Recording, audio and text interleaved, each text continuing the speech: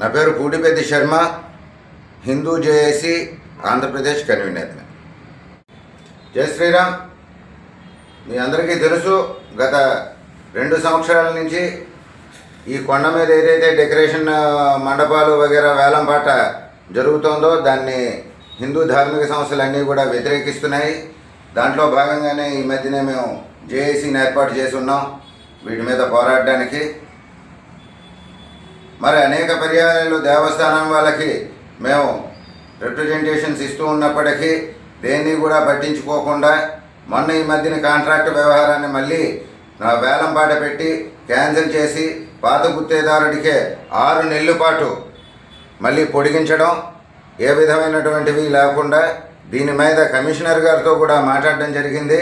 మేము నిరాహార దీక్ష చేస్తున్నప్పుడు సాక్షాత్తు ఇక్కడ ఏఈఓ గారు వచ్చి మీ కోరికలన్నీ కూడా సమంజసమైనవే, మేము తీరుస్తాము అని చెప్పి దాన్ని గాలికి వదిలేశారు.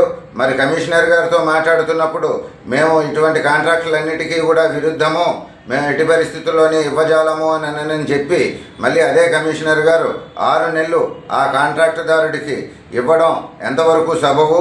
మరి అదే కాంట్రాక్టుదారుడు నిన్నను ఏదైతే మన దేవాలయంలోని స్వామివారిని దర్శించుకునే భక్తులు తిరిగి వచ్చేటువంటి ప్రదేశాన్ని దారిలోని మొత్తం దారిని అడ్డగిస్తూ పెళ్లి మండపాలు ఏర్పాటు చేసి అక్కడ ఉపనయనం జరపడం జరిగింది, భోజనాలు ఏర్పాటు చేయడం జరిగింది.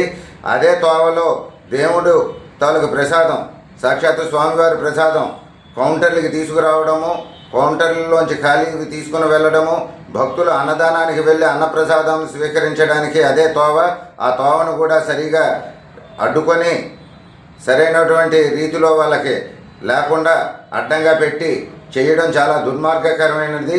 మరి ఇటువంటి లైసెన్స్ ఇచ్చినటువంటి ఈ కాంట్రాక్టర్ అలాగ మండపాలు వేయడం ఎంతవరకు సమంజసం?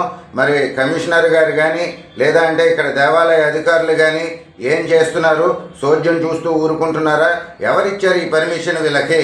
వెంటనే ఈ కాంట్రాక్టుదారులని రద్దు చేసి సరైనటువంటి పద్ధతిలో భక్తులకి సరైనటువంటి పద్ధతిలో అన్ని వసతులు ఏర్పాటు చేయకపోతే ఇక్కడ ధార్మిక సంస్థలు ఊరుకోవు.